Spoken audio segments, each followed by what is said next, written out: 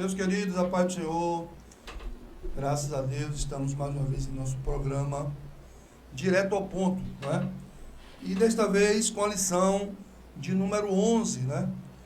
E estou aqui com o meu amigo, Dr. Franklin Bezerra. Boa noite, a paz do Senhor Jesus, é um prazer estar aqui com vocês. Tenho certeza que Deus vai falar poderosamente com cada um de nós. Queridos, a nossa lição de número 11 traz como tema o espírito humano e as disciplinas cristãs. Então veja só que coisa interessante, nós trataremos sobre essas disciplinas, não é? E eu já quero aqui, Franklin, fazer a leitura do textuário e da verdade prática. Veja, Sim. que o textuário vai dizer o seguinte, e eu quero que você preste atenção porque nós vamos começar também a tirar, Franklin, algumas dúvidas existentes aí no decorrer dessa história sobre essa questão da disciplina espiritual, que fala aqui, o textuário vai dizer, porque o exercício corporal para pouco aproveita, mas a piedade para tudo é proveitoso, tendo a promessa da vida presente e da que há de vir. E a verdade prática vai falar o seguinte: as disciplinas espirituais são necessárias para fortalecimento do espírito, assim como os exercícios físicos para a estrutura óssea e muscular, né? Veja, Franklin, que no passar dos anos, aqueles que têm um conhecimento de muito tempo, né, do Evangelho, Sim. já estou na faixa aí dos meus 30 anos servindo a Deus. Glória a Deus. Nós sempre ouvimos falar sobre essa negação, né, da questão do exercício físico, né? Que o exercício físico, ele não serve para nada, né? E por muitos anos, muitos cristãos deixaram de fazer uso do exercício, usando como base aqui esse texto de 1 Timóteo 4:8, né? Quando o texto diz que para pouco aproveita, mas nós queremos entender, e eu quero que você inicie essa lição, tratando um pouco sobre essa questão, para que possamos entender se esse pouco aproveita para não fazer uso do exercício, ou ele faz aqui um paralelo e mostra aqui a importância do exercício físico e também das disciplinas espirituais. Porque o primeiro tópico dessa lição, da qual trataremos agora, né, da lição de número 11, vai dizer assim, ó, a piedade e as disciplinas cristãs. E esse tópico, Franco, tem 3 subtópicos aqui que nós começaremos a tratar a partir de então, né? O primeiro diz exercício corporal e piedade. O segundo subtópico vai tratar sobre a piedade interna e externa. E o terceiro subtópico vai falar sobre a piedade e a discrição. Então, Franklin, já tratando sobre essa questão aí, desse paralelo entre exercício físico e as disciplinas espirituais, o que nós podemos trazer aí para os nossos amigos ouvintes, para entendermos um pouco sobre essa questão aí. Pronto. Nós vemos aqui, né, esse paralelo, né, que é colocado pelo apóstolo Paulo, escrevendo a Timóteo, né, no capítulo 4, versículo 8, como foi bem colocado pelo nosso irmão Lenson, que, como diz assim, porque o exercício corporal para pouco aproveita, mas a piedade para tudo é proveitosa, tendo a promessa da vida presente e da que há de vir. O apóstolo Paulo, ele foi enfático, e aqui nós precisamos ler, mas também interpretar da maneira correta aquilo que o apóstolo Paulo estava querendo nos falar, porque ao longo dos anos houve muitos erros nessa interpretação, a ponto das pessoas privarem-se de atividades físicas, a ponto de muitos líderes religiosos se privarem de praticarem exercícios físicos, atividades físicas e privarem também e até ensinarem também, né, aos seus liderados, as ovelhas do Senhor, que era proibido, que era pecado, que quem praticasse exercícios físicos iria para o inferno. Mas nós vemos aqui que o apóstolo Paulo, ele está desfazendo esse entendimento errado, mostrando que o exercício físico para pouco tem proveito, o exercício corporal para pouco é proveitoso, mas ele enfatiza que o mais importante na vida cristã é uma vida piedosa diante de Deus. Por quê?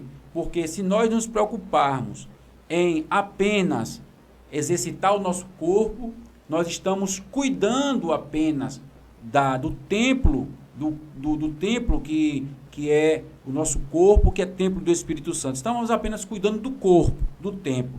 Mas o cuidado tem que ser com o corpo, com a alma e com o espírito. E se o cuidado tem que ser com o corpo, com a alma e com o espírito, nós vemos que temos que ter esse cuidado um pouco mais além, que é uma vida de uma prática piedosa. E só para passar aqui a palavra para o nosso amigo, em 2 Coríntios 1, 26, eu não vou ler, mas nós vemos aqui que o apóstolo, ele não está desconsiderando de forma absoluta o valor do exercício corporal. Aliás, o labor físico de Paulo era constante em decorrência de suas longas e constantes viagens, como também Jesus fizeram. Ou seja, a vida do apóstolo Paulo, a vida de evangelismo, a vida de subindo, descendo, indo de um lugar a outro, percorrendo toda a Europa, subindo e descendo. Era uma vida que, se nós formos olhar para o contexto de atividade física, já era uma atividade física, já era um exercício físico, subir, descer, viajar, subir. Era muito cansativo, era um esforço muito grande. Então nós já vemos aqui que nós temos bases bíblicas, tanto da parte do apóstolo Paulo, como da parte do nosso Senhor Jesus Cristo, que eles tinham uma vida exaustiva fisicamente. A falta da contextualização é um grande problema, né, Fernando? Porque a pessoa pega o texto aqui, né, 1 Timóteo 4,8, e vai dizer, porque o exercício corporal para pouco aproveita. Pronto. Acabou. Acabou aí. Né? Só que o próprio versículo ela tem uma continuação. Sim. Vai falar da piedade. E vai fazer esse paralelo, mostrando que o quê? O exercício físico, ele serve apenas para este corpo físico, não é? E a piedade, da qual nós trataremos aqui, é importante tanto para o momento, essa vida, para esta, como para a próxima, ou seja, ela se estende, né? Aqui Paulo não está excluindo, como o Dr. Franklin já disse aqui, só o fato do ir e vir de Paulo nas suas viagens, que era muito cansativa, trazia assim para o seu corpo um fortalecimento, não é? Sim. E ele entendia muito bem a importância do exercício físico. E aqui no finalzinho do primeiro tópico, Franklin, só para fechar essa parte muito importante, vai dizer o seguinte: enquanto exercícios corporais têm algum valor apenas, né? Eu acabei de dizer, apenas para esta vida, a piedade nos traz benefícios para a vida e para a eternidade. Então é só uma questão de interpretação, porque senão a gente começa. Eu estava conversando com minha filha, não, com minha irmã esses dias, sobre essa questão da contextualização, que é muito importante para entendermos os textos bíblicos. Mas, dando continuidade aqui, Franklin, ao segundo ponto, né, de piedade interna e externa, e falando um pouco sobre a questão da piedade em si, vai dizer o seguinte aqui: a palavra piedade tem amplo sentido espiritual e prático. Veja que a lição vai nos dizer, né, podemos resumi-la como sendo um conjunto de atitudes, ou seja, a piedade é um conjunto. Que conjunto é esse? Vai falar do temor, do respeito, da reverência e do amor, não é? E a continuidade do texto vai dizer que estão ligadas a fatores internos e externos da piedade. Então veja que a piedade aqui, ela trata tanto de fatores internos, como também de fatores externos, e é um conjunto, temor ao Senhor, diz as Escrituras, né, que é o princípio da sabedoria, né? O temor, o temer a Deus, respeitar a Deus, né, respeitar as questões cristãs, respeitar a verdade da palavra.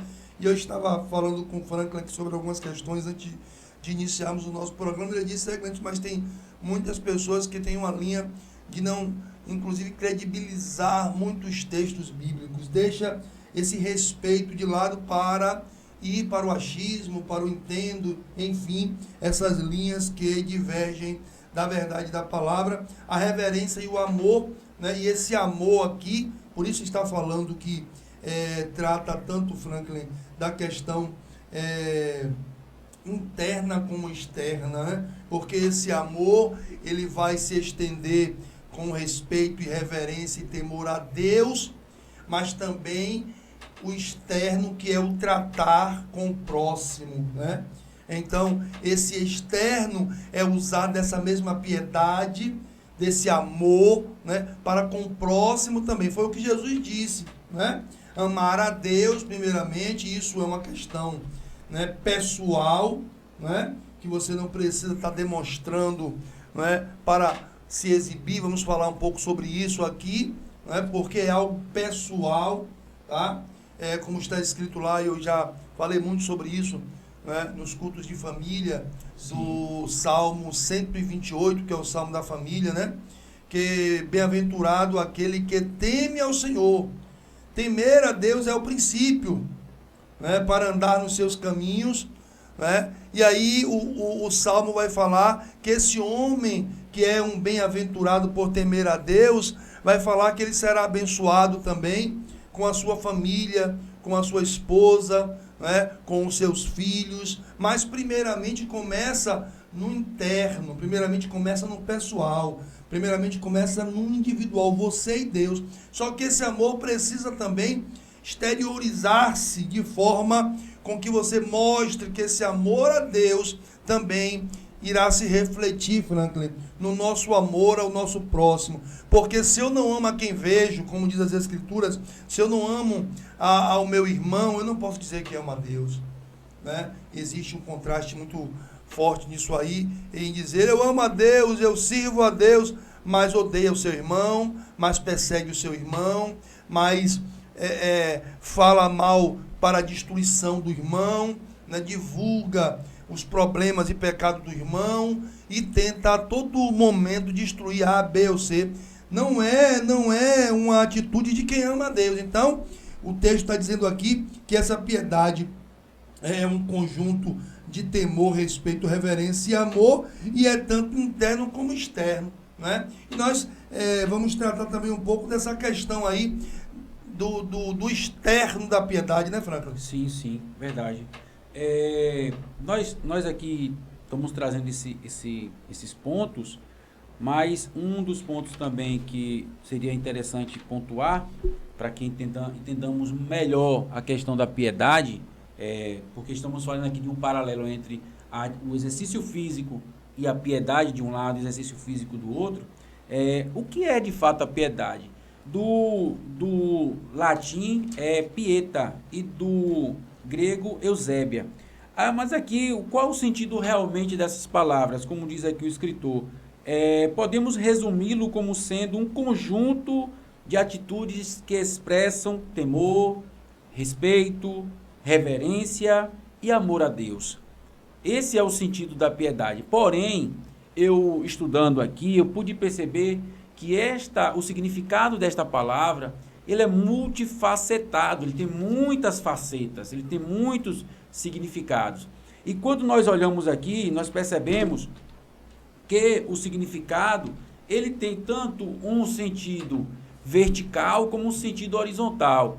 Quando falamos no sentido vertical da palavra, estamos falando que ser piedoso é ser devoto. Essa expressão até é um pouco medieval, da época medieval, e eu lembro muito dessa palavra por causa que eu lembro que minha bisavó, ela tinha uma religião, ela era católica e ela era muito devota. Todo mundo dizia, aquela senhora é muito devota, porque ela era tinha um temor, ela tinha uma dedicação, ela tinha um empenho nas coisas que ela fazia lá na religião dela, lá na igreja dela. Mas nós vemos essa palavra, é uma palavra muito antiga, devoção, mas o que é que eu quero dizer? Existe esse significado de piedade no sentido vertical, que fala de cima para baixo, de baixo para cima, que é entre o homem e Deus. E existe também o sentido dessa palavra, quando falamos no sentido horizontal, que é entre um homem e outro homem, entre a sociedade, entre as pessoas. Então, quando falamos no sentido vertical, estamos falando do temor a Deus, da dedicação a Deus, do empenho a Deus, do amor, né? Mas quando falamos também no sentido horizontal, é o cuidado pelo próximo, é ajudar o próximo, é amar o próximo, é ser piedoso com o próximo, porque há um texto aqui que nós vamos ler, mas eu poderia até citar, que os escribas e fariseus, eles escoavam o mosquito, mas eles engoliam o camelo. Não é um texto que a gente ainda vai tocar nele lá na frente, mas o que é que eu vejo aqui? Eu vejo o seguinte, que às vezes somos piedosos no serviço, no cumprimento da liturgia da igreja, no cumprimento das atividades da igreja, mas muitas das vezes nós falhamos no sentido horizontal, no sentido de ajudar o irmão, de dar a mão ao próximo com amor, de ajudar. Enfim, é um ponto que me chamou a atenção aqui, né, do significado da palavra, que eu nem ia tocar, mas acabei tocando. E um outro ponto aqui que eu gostaria de falar é referente ao comportamento dos escribas e fariseus na época de Jesus, né? Vai dizer que eles se preocupavam mais em ir às praças, em fazer longas orações, de ir a lugares públicos para demonstrarem que estavam buscando, que estavam servindo, mas na verdade a preocupação deles era ser bem visto pela sociedade, ser bem visto pelas pessoas e não, de fato, serem piedosos. Eu estava observando aqui o texto ainda do segundo ponto, Franklin, né? Eu acabei até, inclusive, de ler, que vai dizer que a piedade é um conjunto de atitudes, né? E aí a gente vai compreender que dentro dos mandamentos estabelecidos para os judeus existem 613 mandamentos, né? Entre eles, né, além não são apenas 10. Não, são 613, né? Inclusive esses dias também eu ouvi um pouco um pastor, muito conhecimento de tratar sobre isso, mas dentre eles, né, tem a questão do sabate, que é o dia sagrado, o sábado, né? As leis alimentares, questão das festas judaicas, né? Também da oração, a questão do estudo da Torá, mas entre elas nós temos também a questão da caridade, né? Do amor ao próximo, do acolher, do entender a necessidade do outro e poder sanar aquela necessidade. Aí nós vamos encontrar Cristo falando daquele homem que foi espancado, não é? Porque tratar só sobre os assuntos, falar, não é? Mas não trazer para si e fazer com que aquilo que está sendo ensinado se torne realidade na sua vida, era o que acontecia com os escribas e fariseus, né? Foi o que você colocou aí, né? Então, aquele homem espancado, Jesus vai dizer, passou o sacerdote, passou o levita, passou, e eles passaram de longe. O homem foi espancado, precisava de ajuda, mas Jesus vai dizer que quem passou e parou, né, foi o samaritano. Né? O samaritano parou, o samaritano acolheu aquele homem, levou para um local onde ele pudesse ser atendido e ainda pagou para que ele pudesse continuar ali sendo bem cuidado. Então, assim, nós não podemos tratar dessa piedade apenas, né, para que as pessoas, ao ver, digam, rapaz, esse homem é piedoso, porque ele ensina muito bem sobre o amor, ele ensina muito bem sobre a caridade, ele ensina muito bem sobre muitas coisas da vida, mas muitas das vezes são só ensinos. Eles ensinam como os escribas e fariseus, mas não cumprem, levando assim um cargo pesado para as pessoas, né? Como um cego, como a lição também fala, como um cego, né? Então, nós temos que tomar cuidado, porque a piedade, como diz aqui, ela é tanto interna como externa, e nós precisamos tomar cuidado sobre isso. Franklin, nós temos também sobre isso, essa questão que você colocou aí, né? Que é a questão externa, que é as orações, o jejum, a leitura da palavra. Você acabou de dizer aí, muito bem colocado. Agora, o terceiro subtópico, que diz piedade e discrição, eu vou ler aqui apenas o início, diz assim, ó: a prática das disciplinas espirituais não combina com exibicionismo. Jesus advertiu a seus discípulos que fossem discretos quando orassem e jejuassem. Nós falamos aqui sobre isso, né, antes de iniciarmos o nosso direto ao ponto, que Jesus não estava interessado em mostrar às pessoas que estava jejuando. Não era para mostrar às pessoas, porque era algo entre o homem e Deus, não é?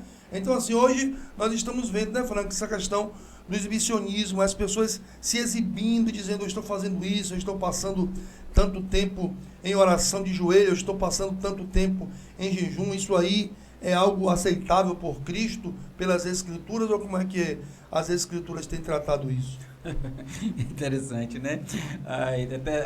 Até soa engraçado. O que nós vemos é que nos dias de hoje não está diferente do que estava acontecendo na época de Jesus. Porque na época de Jesus existiam os escribas e os fariseus, que a Bíblia vai dizer que fazia contínuas orações, que dizimavam, tanto que Jesus vai repreender, ele dizer assim: vocês dizimam da hortelã, do coentro, né? Fala muito sobre essa questão da piedade, né? Dessa questão da dedicação, da devoção deles, né? Mas também vai falar que eles faziam aquilo como uma forma de não apenas buscar a Deus, era buscar aplausos, buscar reconhecimento social da população, das pessoas, e não ser reconhecido diante de Deus. Então nós vemos que nos dias odiernos, nos dias atuais, nos dias de hoje, estamos vivendo esse mesmo parecer. Por quê? Porque estamos vendo nas mídias, no Instagram, no Facebook, jejum assim, assado, hoje vamos jejuar. Então, algo muito público, muito exposto e tal, aquela coisa toda. Então, assim, estamos numa linha muito tênue aí, correndo um perigo muito grande, quem está se comportando dessa forma, um perigo muito grande de estar cometendo um grande erro. Veja o que, inclusive, a lição diz. É importante, irmãos. Nós acompanhamos a lição, esse programa aqui, direto ao ponto, trazendo pontos importantes, trazendo uma discussão importante aqui. Veja que a lição vai dizer aqui um ponto, a seguinte questão, Franklin: o que dizer dos que proclamam seus jejuns, inclusive nas redes sociais? Foi o que você disse aí.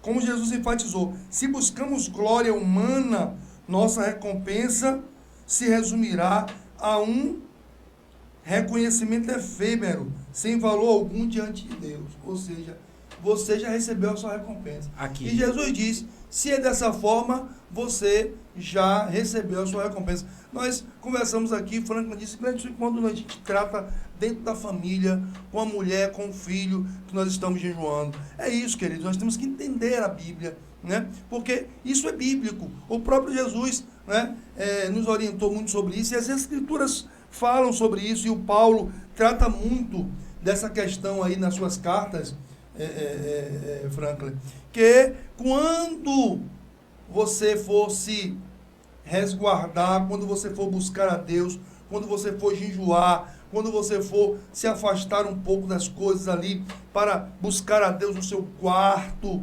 conversa com a esposa, né?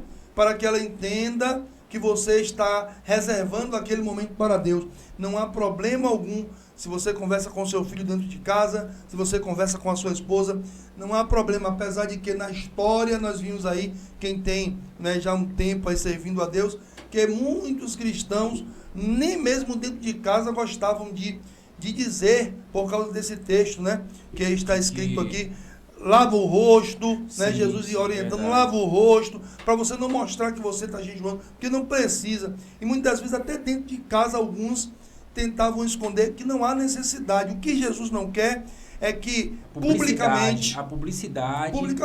Publicamente. Botar na rádio, jejuando, botar buscando o quê? Está buscando o quê? Tá já recebendo a própria glória, está procurando que as pessoas, rapaz, esse homem é um homem de Deus porque ele jejuma. Você não precisa fazer isso. Jejue, busque a Deus aquilo que Deus for de fazer através da sua vida, ele vai fazer, não é? Então estamos aqui para trazer esse esclarecimento muito importante, né, Franco? E interessante também frisarmos aqui que o que Jesus queria realmente falar é sobre a publicidade. Publicar o jejum, mas como o Gleison falou aqui, dentro de casa isso é edificante, porque você não vai mentir para sua mulher, para os seus filhos que você está jejuando, você não vai ficar contando história, inventando história que você está jejuando, não, você vai falar a verdade. E o que é que isso vai causar nos seus filhos? Vai causar o quê? Rapaz, meu pai, eu cresci vendo meu pai não somente orando dentro do quarto com a porta fechada, não somente meditando, mas eu também vi meu pai jejuando. A minha mãe, isso é um exemplo, servirá de exemplo para dentro de casa, para edificação dentro da sua própria casa. Então, não esconda, não omita o jejum dentro da sua casa. Agora, o que é proibido, biblicamente, é você chegar na porta da sua casa e gritar para o mundo ouvir, eu estou jejuando, eu estou fazendo e acontecendo. Não é assim. Então, mas dentro da sua casa, de fato, a sua família precisa ter ciência de que você está, naquele momento, sua esposa, em um quarto separado, orando, se consagrando, buscando a Deus. Porque é isso que a Bíblia nos orienta. Paulo trata disso até dentro da questão da relação sexual, né? Para que o homem não se sinta ofendido e nem a mulher, e eles ambos entendam que aquele momento é um momento reservado para buscar a Deus. Então, e é importante essa comunicação do casal, até para que não haja problemas, entendeu? Então, nós precisamos entender isso. E quando não entendemos essa contextualização, nós começamos a nos perder daquilo que a Bíblia realmente nos orienta. Então, assim, importante esse primeiro tópico, né?